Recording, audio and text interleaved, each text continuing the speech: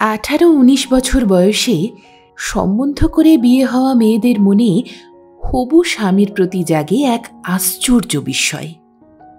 সেই বিস্ময়ের হাত ধরে যখন সুমিষ্ট অপরিণীতা সংসারের মহাসাগরে পা রাখে, পুঞ্জীভূত অনুরাগ আবেগের ফেনিল বুদবুদের মতো মাঝে মাঝে তার চোখের পাতায় এনে দেয় নোনতা জোয়ার।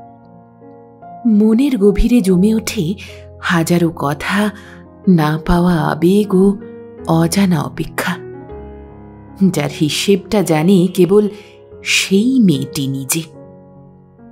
অবশেষে কি সংকেত বয়ে আনবে তার মনের এই অব্যক্ত আধার? জানতে হলে শেষ অবধি শুনতে হবে সাহিত্যিক মানিক বন্দ্যোপাধ্যায়ের কলমে গল্প একান্তের উপস্থাপনায় সাহিত্যিকের বউ। ডেসক্রিপশনে রয়েছে সম্পূর্ণ গল্পের লিঙ্ক।